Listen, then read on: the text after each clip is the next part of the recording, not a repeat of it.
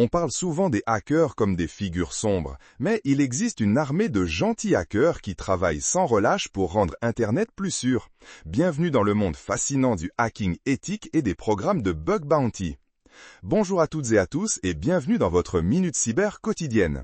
Aujourd'hui, on lève le voile sur des héros un peu particuliers, des experts de l'ombre qui œuvrent pour notre sécurité. Et pour en parler, j'ai le grand plaisir d'accueillir Léa Dubois, experte en cybersécurité et figure de proue des initiatives de Bug Bounty. Bonjour Léa. Bonjour Jérémy et bonjour à nos auditeurs. Ravi d'être là pour éclaircir ce sujet passionnant. Le plaisir est partagé. Alors, pour commencer Léa, on entend souvent parler de hacking et ça fait généralement frissonner. Mais quand on ajoute l'adjectif éthique, ça change tout, n'est-ce pas? Concrètement, le hacking éthique, c'est quoi? Absolument Jérémy, c'est une excellente question pour démarrer. Le hacking éthique, c'est fondamentalement l'art d'utiliser les mêmes techniques et outils que les cybercriminels, mais avec une intention totalement opposée, celle de protéger. En fait, c'est une forme de piratage qui est non seulement autorisée, mais même encouragée par les entreprises et les organisations. On simule des attaques réelles, des tentatives d'intrusion, mais avec un objectif précis, découvrir les faiblesses, les vulnérabilités de leur système avant que de vrais méchants ne les exploitent. Je vois. C'est un peu comme un sparring partner en boxe qui vous frappe pour vous entraîner et vous rendre plus fort, pas pour vous blesser. Ou encore cette analogie du château fort. L'attaquant qui teste les murs, les portes, les douves, non pas pour l'envahir, mais pour dire au seigneur « Attention, voilà les points faibles à consolider ». Exactement Jérémy, c'est une très bonne image. L'idée est de penser comme un attaquant pour mieux défendre. C'est une démarche proactive essentielle dans un monde numérique en constante évolution. On cherche les brèches, on les documente méticuleusement et on les rapporte à l'entreprise pour qu'elle puisse les corriger. C'est un travail de détective, mais avec des répercussions très concrètes sur la sécurité de chacun. Fantastique. Et c'est là qu'interviennent les fameux programmes de bug bounty, si j'ai bien compris. Peux-tu nous en dire plus sur leur fonctionnement? Oui, tout à fait. Les bug bounties, c'est la suite logique du hacking éthique. Imaginez une entreprise qui dit « Nous savons que nos systèmes ne sont pas parfaits. Nous invitons donc des chercheurs en sécurité indépendants, nos gentils hackers, à essayer de trouver des failles. » Et le plus intéressant, c'est qu'ils sont rémunérés pour ça. C'est un peu comme une prime affichée pour chaque bug trouvé et validé. Le processus est relativement simple. Un hacker éthique, souvent appelé chercheur en sécurité, découvre une vulnérabilité.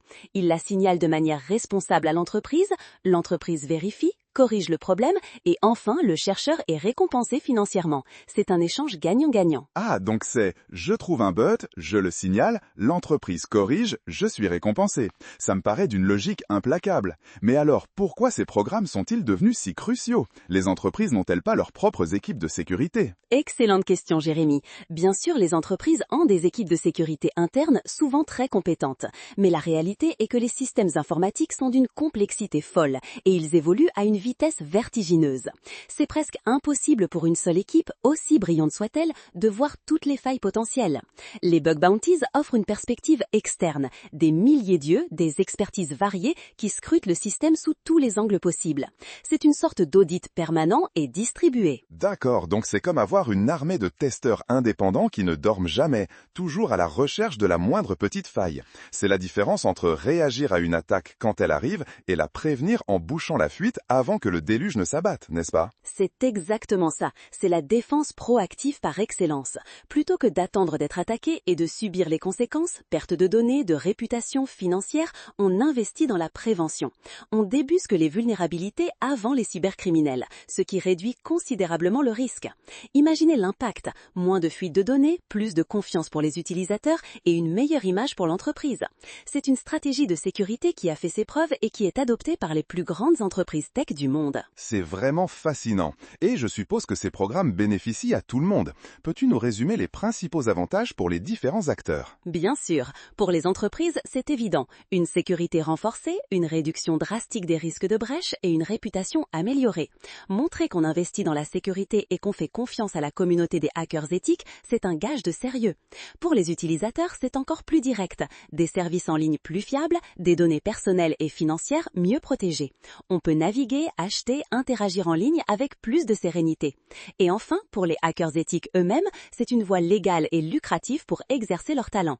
Ils sont rémunérés, ils gagnent en reconnaissance au sein de la communauté et surtout, ils contribuent de manière positive et concrète à la sécurité globale du cyberespace. C'est une carrière très valorisante.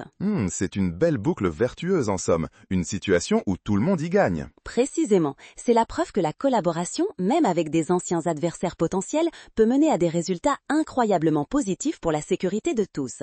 C'est une vision optimiste et pragmatique de la cybersécurité. Merci infiniment Léa pour toutes ces explications claires et passionnantes. C'était un vrai plaisir de t'avoir avec nous pour la Minute Cyber.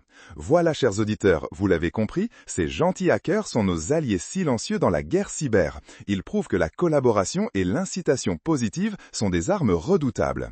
Soutenir ces initiatives, c'est investir dans un Internet plus sûr pour tous. Restez vigilants et rappelez-vous que la sécurité est l'affaire de tous. On se retrouve demain pour une nouvelle Minute Cyber. Prenez soin de vous dans le cyberespace.